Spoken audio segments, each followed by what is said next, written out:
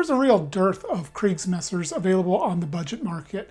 While both Cold Steel and Condor have some that could qualify, they're not really designed according to historical norms. And frankly, there's not much available at the high-end market either. You're looking at basically Landsknecht Emporium or a one-off custom. It's into this void of a market that Cold Steel brings their new Kriegsmesser. Hello, this is Kyle, also known as AlienTude, and today I am reviewing that Cold Steel Kriegsmesser, which I bought recently for $380 US.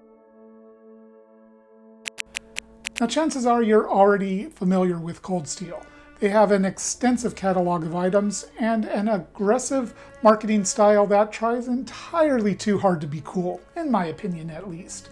What you may not know is that they don't actually make any of their own swords, knives, blades, whatever. They contract that out to a variety of forges.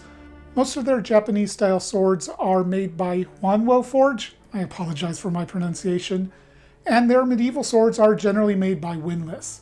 This Kriegsmesser is a departure from those traditional sources, and its roots trace back to Cult of Athena.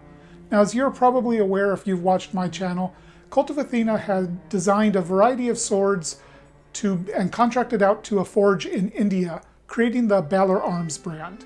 And in late 2020, that forge teased out images of a new Kriegsmesser for the line. But shortly after that, Cult of Athena and the forge had a falling out, mostly due to the forge not using the steel that they said they were using, but there were also some undisclosed reasons as well. Now, the owner of that forge attempted to sell several of these Kriegsmessers to people on Facebook. They paid him via PayPal, and then he ghosted them. So they ended up getting their money back through a PayPal dispute, but ever since then it kind of felt like this sword was never going to happen. And then Cold Steel's 2022 catalog came out, and lo and behold, the Kriegsmesser was in it, along with a single-edged Viking sword that looked identical to the Balaur Arms version. It wasn't available immediately, but when it popped up on Midway USA's website a few months ago, I jumped on it. So let's talk about the purchasing experience. Midway USA offered free fast shipping, and they're not joking about fast. I got a tracking number the same day, and it arrived just a couple days later. Now, both the listing on Midway's website and on Cold Steel say that the Kriegsmesser comes complete with a scabbard. It doesn't. It comes with a simple leather frog here. So I contacted Midway asking about the scabbard, and they offered to let me return the sword. I didn't want to do that though. I liked the sword from what I saw of it, and I just wanted the scabbard that they said it came with. So they said they didn't have any of the scabbards, so I contacted Cold Steel instead. Their representative also suggested I return it at their cost, and they would ship me a new one. Now at the same time, somebody else who bought one of these Kriegsmessers from Midway contacted the forge that makes them, and that forge confirmed that they are not making scabbards for it. So in the end, I decided not to send this back to Cold Steel because I knew I wasn't going to get a scabbard, and I didn't want to risk any shipping issues or anything like that. So if you do end up buying one of these Kriegsmessers, don't believe the listing, which still says it comes with a scabbard. It doesn't. It comes with this frog, which I suppose it does work. You know, you can put it in,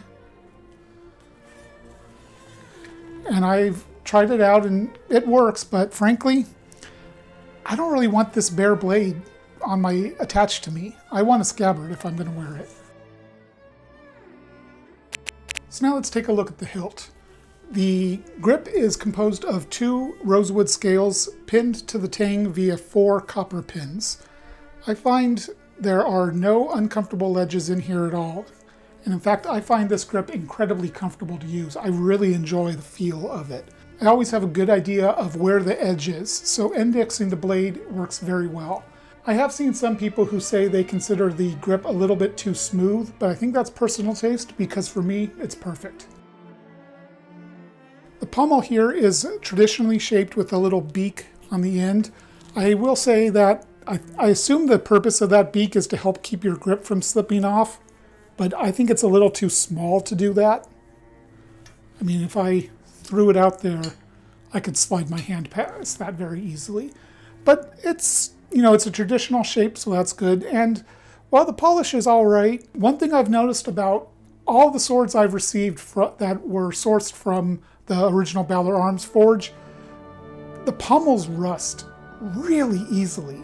Like this one, this is the second time this pommel has already developed a little bit of rust on it, and I keep this oiled. I don't know how it is constantly getting rust on it, but even when I keep it oiled all the time, it seems like a week or two later, if I look at the sword, the pommel has rust on it. This is true of not just this Kriegsmesser. Every sword that I have owned from that forge does this specifically with the pommel, not the crossguard, not the blade, just the pommel. I don't have this issue with other swords, just this company's swords and their pommels. It's a very weird situation. I'm not sure what's causing it, but I might end up switching to Renaissance wax instead of oil to help protect the pommel. The other thing to note about the pommel is it is peened. I don't know if you're going to be able to see that here. It's smoothed out very, very well, but there is a very slight trace of peening on it. Now the nagle here is also peened, which is a nice touch. I know some budget messers don't actually peen it, and it should be peened. The shape of the nagle is pretty nice. I like the scallops here. It is a bit on the chunky and oversized side. The crossguard is a very simple design with a rectangular shape that flares out and then has just a little bit of detailing here to make it octagonal at the very tips of the quillins.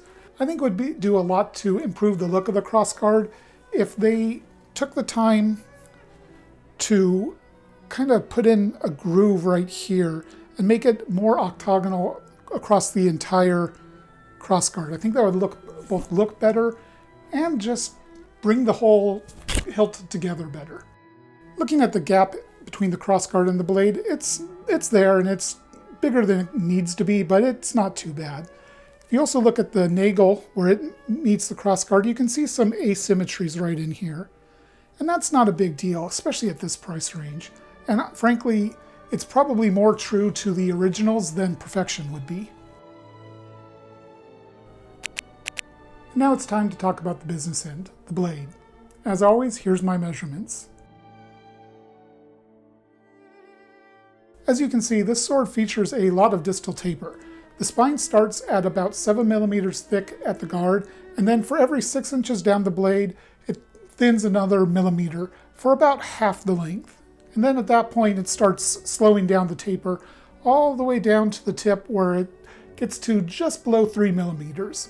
This leads to a blade that is pretty flexible actually, perhaps a little too flexible for my taste. You'll see in cutting footage later that when I quickly change directions of the sword, it does flex quite a bit. Now, one sword that this is inevitably going to draw comparisons to is the Albion Connect, which is no longer available. Now, sadly, I don't have a Connect to compare it to, but I did manage to find some measurements of its distal taper, and I'll put up a comparison on the screen here. You can see that the Connect definitely is a thicker blade at the start, starting at 8 millimeters thick, and generally it seems to maintain a thicker spine than the cold steel Kriegsmesser pretty much throughout the entire blade, except right at the very end where it gets a little bit thinner. But anyways, this isn't a review of the Connect, and let's go back to the cold steel Kriegsmesser. It is finished in a nice satin finish that, like pretty much all Balaur Arms swords I've had, shows scratches and scuffs and use very, very easily. It's not a perfectly even satin finish, but it is nice. There's a lot of rippling if you look down the surface of the blade, which again is very normal for this forge's swords and to be expected at this price point. The fullers are ground pretty evenly, although they do wobble here and there and finish in slightly different places on the blade. Now the sword does have a secondary bevel rather than one smooth bevel all the way from the spine to the edge. This is very, very common in India. Now while it is possible to ship sharp blades out of India, I believe the company needs a specific and expensive license to do so. So most forges just make their swords blunt and will have them sharpened elsewhere. That is true of this Kriegsmesser, and the secondary bevel is actually quite even for me. It doesn't really wobble much at all. Right here towards where it starts curving, it gets a little bit uneven, but it's not bad at all. I have seen some people who bought one of these Kriegsmessers say that their sharpening job was a lot more uneven. I guess it probably depends on who sharpens it. It also came very sharp. It's paper cutting sharp right out of the box, but the edge still feels rough. I think they put a strong edge on it with lower grit belts, but then didn't do much job polishing the edge with higher grit belts. I think about 10 to 15 minutes with some of the higher grit belts and some stropping, and this thing would be ferociously sharp. So let's take a look at some cutting footage.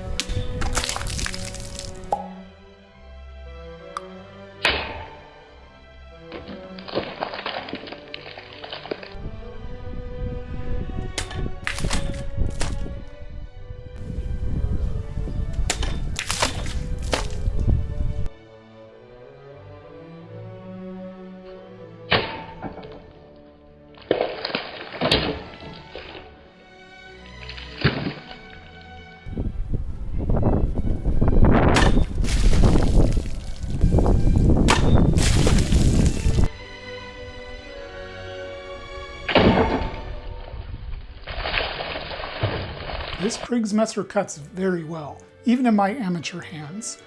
With my poor accuracy, I took a pretty big chunk out of my cutting stand, and the Kriegsmesser took no damage or was not bothered by that at all. So handling. This Kriegsmesser weighs about 3¼ pounds. It's balanced around 4½ inches out from the crossguard. And generally speaking, it feels quite nimble. I know where the edge is at all times, thanks to what I consider to be the excellent shaping of the grip. I don't need to worry about indexing the blade. It works perfectly. I can throw the tip out there quite easily. I can change directions easily, although I will say that the flexibility of this does make it wobble quite a bit when I change directions. I don't know if you can see that there, but it feels good. It has authority in the cut, but it doesn't feel clunky in the slightest. I have reviewed the Condor Grossmesser, and I've also owned the Cold Steel Grossmesser, and both of them felt a lot clunkier than this. This feels the way I think a Kriegsmesser should feel. I have here my Herrenmark sword, which is a pretty similar blade, actually. It's a little bit thicker. It's actually overall a little bit lighter, which is actually kind of surprising when you consider the extra hilt components. But, when I pick this up, feels very similar, but I will say this one doesn't wobble nearly as much as the Kriegsmesser. And I think that's because the Kriegsmesser tapers just so, it gets so thin here quite quickly. I really think if this had started just like a millimeter thicker and kept that thickness a little bit longer through about the first half of the blade and then starting tapering better, I think it would actually be a little bit better in terms of stiffness, which you want the sword to be flexible enough to, not take a set as soon as you have a bad cut with it or something like that. But you also want it to be relatively stiff, not just for thrusting, but when cutting, the stiffness aids in powering through the target some. And it especially aids, like I said, when you are changing directions, because if you start a cut in one direction, then quickly switch to another, if it's flopping around, it's going to mess up your edge alignment a little bit and maybe not cut quite as well. One thing to note, though, is that I don't actually know any messer techniques. I'm basically using this like a single-edged longsword. And I know when I was doing my cutting, there were a few times when I did what I consider to be longsword techniques, and it ended up not quite working right because, this is a Kriegsmesser, not a longsword. The nagel could potentially get in the way a little bit. All that being said, there was a lot of, I won't even call them caveats or criticisms there, just comparisons. All that being said, I do really like the way this sword handles. It feels really good in the hand. Again, I want to stress that this grip I find to be exceptionally comfortable. I love the way it feels. It is by far and away the best grip that I've experienced that uses this style of construction with the two slabs attached to the tang. Most of the time when I've handled swords like that, there's ledges in here that get uncomfortable. Now there are very, very slight ledges here. It's not absolutely perfect, but I don't feel them at all when I'm using it. And that's really all that matters, isn't it? So let's talk about a few areas that cold steel could improve on. First off, the secondary bevel. It'd be great if they could get this sharpened with one smooth bevel all the way from the spine to the edge. Secondly, the missing scabbard. Both Midway and Cold Steel still have their listing saying that this comes complete with the scabbard, and it doesn't. It'd be really nice to have that scabbard so that you could actually wear this sword safely. Lastly, the crossguard. I think just a little bit more refinement here, trimming down these edges a little bit, would make this Kriegsmesser look a lot better. So now it's time to talk bottom line. Is this sword worth the $380 I paid for it? Based on the one I received, yes, it is.